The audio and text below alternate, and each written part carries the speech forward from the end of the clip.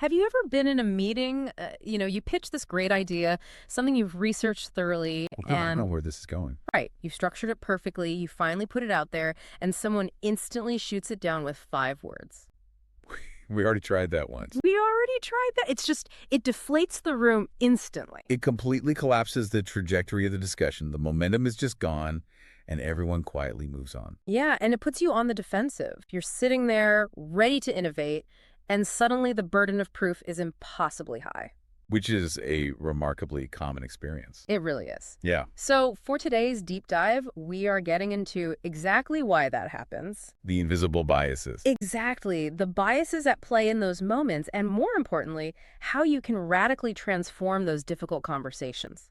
Because it is possible to turn those around. It totally is. And we are pulling today's insights from a really fantastic article by Lenora Billings-Harris. She is incredible. She is. Just for some context, Billings-Harris is an internationally recognized authority, an award-winning trailblazer in the field of inclusion, with over 35 years of experience across both the public and private sectors. Right. She's a professional speaker, an author, and an absolute expert on critical and difficult conversations. And she founded the Critical Voices Initiative, so her work is highly regarded. It really is. Yeah. And what she explores here is just fundamentally relevant to how we interact, both professionally and personally. She frames this core theme that, it's about how our own expertise and our past judgments can actually become the greatest barriers to productive dialogue. Yeah, we always operate under this assumption that expertise is purely an asset, that knowing more is always better. Right. Billings-Harris demonstrates how it frequently acts as this cognitive blinder, unintentionally, of course. She illustrates this with a really specific anecdote. She talks about this organization she belongs to that has this tradition. Past presidents are invited to attend board meetings as ex officio members. Which sounds nice, right? Yeah, they sit in the back of the room, and the design is that they provide institutional knowledge when necessary. And theoretically, that is a perfectly sound strategy. You want to preserve history and prevent the organization from cycling through the same costly mistakes. Exactly. But Billings-Harris noticed this recurring pattern. During a lively discussion about a new initiative, one of these past presidents will inevitably interrupt the flow and say, We tried that 7 years ago. It didn't work. yes. And the conversation just effectively dies. But, looking at this critically, isn't that the explicit purpose of having them in the room? To prevent wasting capital, right? Right. So where is the line between valid institutional memory and just having a closed mind? Well, what's fascinating here is the intersection of intent and impact. Okay, say more about that. Billings-Harris points out that this kind of interjection almost always comes from a place of genuine experience. It's protective intent, not arrogance. So they aren't trying to be the boardroom buzzkill. Not at all. They honestly believe they are saving the group time, energy, resources. The problem isn't the data they're providing. It's the finality of it. Exactly. Because the person speaking is highly respected, the current board members just accept the statement as a terminal fact. They don't push back to examine the variables. The room quietly shifts from curiosity to judgment. And they just stop exploring the idea entirely. No one pauses to ask if, market conditions or technology or the audience has fundamentally changed over those 7 years. Right. And this dynamic is what Billings-Harris identifies as a primary barrier to productive dialogue. It occurs when past conclusions prevent us from approaching a conversation with what she calls a beginner's mind. A beginner's mind. Yeah, that's a concept borrowed from Zen practice. Right? It's the practice of approaching a situation with openness, a willingness to see things as if you're experiencing them for the very first time. Stripping away all those preconceptions, she actually cites this really poignant quote from the Zen teacher Shunryu Suzuki. Oh, I love this quote. It's so good. In the beginner's mind, there are many possibilities, but in the expert's mind, there are few. In the expert's mind, there are few. That encapsulates the problem perfectly. It does. She notes that in difficult conversations, we almost always enter with the exact opposite of a beginner's mind. We're totally insulated by our expertise. Exactly. We assume we already know the underlying architecture of the other person's thoughts. We believe we understand their motives. And we decide, often completely unconsciously, whether their proposition is valid before they've even finished explaining it. Which maps directly onto that comment. We tried that 7 years ago. The past judgment is deployed as an absolute conclusion. shutting down any intellectual curiosity. Right. It's not that institutional memory is inherently flawed. It's that the experience has calcified into this rigid filter. The possibility that a new team with new tools might execute the same core idea with wildly different results. It never even gets a moment's consideration. Precisely.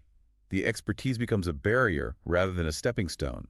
Okay, let's unpack this, because Billings-Harris doesn't just leave this at a philosophical level. No, she goes deep into the science. She really delves into the psychology and neuroscience of why human beings fall into this trap so predictably. Why is it our biological default to shut down recycled ideas? She grounds this in foundational cognitive psychology. She cites the research of Nobel Prize-winning psychologist Amos Tversky. Tversky's work is fascinating. It is. He extensively documented that humans rely heavily on heuristics. Mental shortcuts. Right, mental shortcuts when making decisions, particularly under conditions of uncertainty or when processing complex information. So rather than processing every new piece of information from scratch, the brain just creates a recognizable template. Exactly. The human brain processes an incomprehensible amount of data every second. To manage that load, it relies on pattern recognition. It scans its archives. Yeah. Tversky showed that when we face a difficult, complex question like, will this new strategy work today? The brain subconsciously swaps it for a much easier question. Do I remember something similar failing in the past? Yes. It's an efficiency play. It bypasses the high metabolic cost of critical thinking. That substitution is crucial to understand. We think we're analyzing the current proposal, but we're actually just remembering a past failure. And as Billings-Harris notes, that heuristic shortcut encourages incredibly rapid judgment. The brain says, I've seen this pattern, I know how the narrative ends, and in that microsecond, efficiency entirely replaces curiosity. Because the brain is optimizing for speed, not openness. Evaluating a new idea requires cognitive flexibility and energy. Relying on a heuristic is basically effortless. Virtually effortless, yes. And this brings us to the neurobiological layer, which is where the stakes become much clearer. Right, the brain's reaction.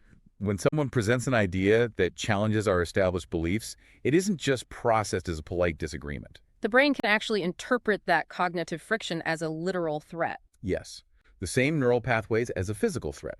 Biologically, we are defending ourselves. That is wild. This is the function of the amygdala, the brain's threat detection center. When it's activated by conflicting information, we experience an amygdala hijack. So the physiological response is triggered before the rational brain, the prefrontal cortex, can even process the argument. Exactly. You react before you can even think about it. That explains the physical sensation you get in these moments. Actually, I realized recently I committed one of these amygdala hijacks myself. Oh, really? What was that? It was during a team discussion about migrating to a new project management software. Someone pitched a specific platform, and I had this notoriously terrible experience with that exact platform 5 years ago. Oh, no. At a different company. Yeah, different company, totally different context. But I felt my jaw clench and my chest tighten immediately. The physical response. Totally. I completely stopped listening to their presentation about the software's new features. Because your brain was busy. Right. I was aggressively drafting an email in my head about why we couldn't possibly use it. That is a textbook example of the phenomenon. Your attention completely shifted. I ceased listening to understand the new information. You began listening solely to protect your historical viewpoint. Instead of asking questions about the software's updates, you were preparing counterarguments. And at that exact point, as Billings-Harris observes, the beginner's mind is entirely obliterated. It's gone. It's sobering to realize how automatic that reaction is. And she provides several examples showing this extends way beyond boardrooms or software discussions. Oh, it's everywhere. She points out leadership teams where a peer proposes a new strategy and another leader instantly labels it unrealistic without probing the logistics at all. It happens in our personal lives, too. Family discussions, where someone introduces a different perspective on politics or child rearing. And the family just dismisses it based on preconceived notions of that person's values. Or community town halls. Long-standing assumptions about local government block residents from considering alternative zoning possibilities. It is a universal human mechanic. Every single time this heuristic shortcut is prioritized, judgment quietly narrows the scope of the conversation. To explain the cognitive mechanics further, Billings-Harris introduces the work of psychologist Ellen Langer. Langer is renowned for her research on mindfulness and learning, right? Yes, and Langer describes this specific mental trap as premature cognitive commitment. Premature cognitive commitment. That is a highly descriptive phrase. How does she define that in practice? It occurs when we encounter information and lock into a single, rigid interpretation of it way too quickly. Usually based on our first impression or those past heuristics. Exactly. We commit to a specific reality before we've examined the nuances or context. And once that commitment is made, the brain actively filters out any subsequent information that contradicts it. According to Langer's research, the antidote to this is active mindfulness. But not mindfulness like meditation, right? No, mindfulness is the active cognitive process of noticing new things.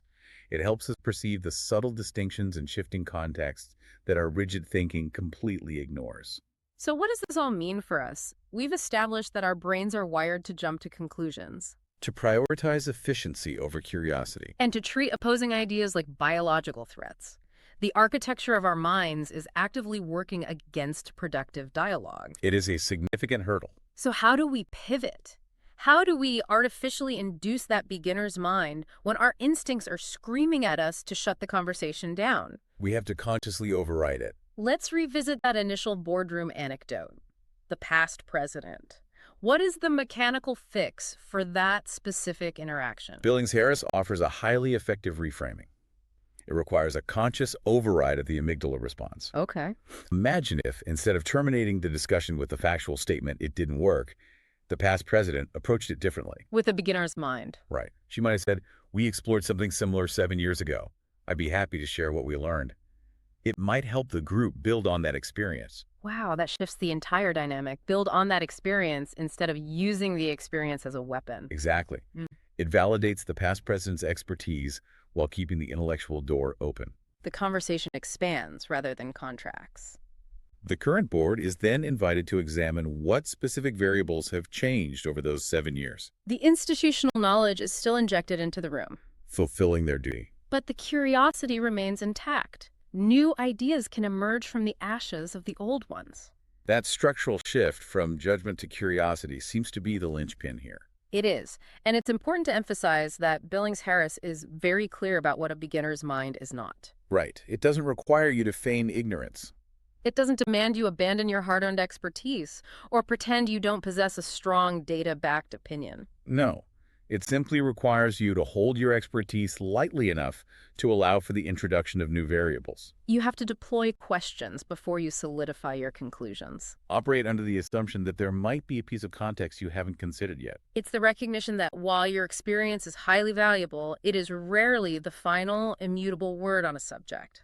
To help us execute this in real time, specifically when the amygdala is firing, Billings-Harris provides some highly actionable tools. Yeah, she suggests 3 specific questions you can use to force your brain back into a beginner's mind. When you feel that heuristic urge to judge. Exactly. The first one is, what led you to that view? That phrasing is very intentional. It's disarming. It moves the focus away from the friction of the idea itself. And ask for the analytical journey. How did the individual arrive at their conclusion? It forces you to listen to their logic rather than attack their premise. The second question she offers is, what are you seeing that I might be missing? Which requires a significant degree of intellectual humility. It does. It explicitly acknowledges that your perspective, regardless of your expertise, might have blind spots. It invites the other person to act as a collaborator rather than an opponent. And the third question, which seems custom built for that boardroom scenario, is, what has changed that makes this worth exploring again? This raises an important point about the underlying nature of these interactions. Right, because when you deploy these questions, you aren't conceding the argument. You're not saying you are right and my past experience is invalid. These questions do not signal agreement. They signal respect. Respect for the individual's thought process. That distinction is vital. Respecting the process versus agreeing with the outcome. It is the hinge upon which productive dialogue swings. Respect creates psychological safety in a room. When individuals feel psychologically safe, when they know their ideas won't be instantly crushed by historical precedent, The conversation can finally shift from individuals defending entrenched positions to a collective discovery of new possibilities. And that behavioral shift is the absolute core of what Billings-Harris seeks to cultivate through the Critical Voices Initiative Academy. Participants in those programs learn firsthand that the most resilient conversations rarely begin with absolute certainty, They begin with disciplined curiosity. which is fundamentally countercultural. Totally. We operate in professional environments that heavily reward quick opinions. Decisiveness is often conflated with intelligence. And judgments are expected to be instantaneous. Taking a breath, overriding your own heuristics, and maintaining a beginner's mind, it's a rigorous communication discipline. It requires continuous, active practice. One of the most practical pieces of advice she offers for developing this is to become hyper-aware of your own internal neurobiological signals. Like my jaw clenching during the software meeting. Exactly. She suggests the key is to notice the exact moment you feel certain you already understand the entirety of another person's position. That sudden, overwhelming feeling of absolute clarity and certainty. The moment you stop listening because Yeah. you know where they're going. Right. So the next time you're engaged in a discussion, corporate strategy, political debate, family issue, and you feel that rock-solid certainty wash over you, pay attention. Notice the tension in your jaw, the shift in your breathing. Use that specific physiological response as an alarm bell. It is the clearest signal that premature cognitive commitment has occurred. And that judgment has arrived too early. That is your cue to pause, override the heuristic, and ask one of those three questions. Instead of shutting down the dialogue. Because, as Billings-Harris powerfully concludes her piece, the moment we believe we already know the answer is often the moment we stop learning. That is a profound heuristic of its own. Something to keep front and center in all our complex interactions. It really is. Yeah. As we wrap up this deep dive, I want to leave you, the listener, with a final lingering thought to explore on your own. Something to mull over. We have examined how our brains are wired to use past experiences as a defense mechanism against new ideas from external sources. But what would happen if you consciously started treating your own deeply held convictions as mere hypotheses rather than absolute, unchangeable facts? That's a huge shift. How might that cognitive shift change the way you talk to yourself, not just to others? If you approached your own internal assumptions with a beginner's mind, what new possibilities might you uncover? That is an excellent framework to challenge our own internal biases moving forward. It really is. Thank you for joining us on this deep dive into the exceptional insights of Lenora Billings-Harris. Take these tools into your next difficult conversation. Stay curious, and we will catch you next time.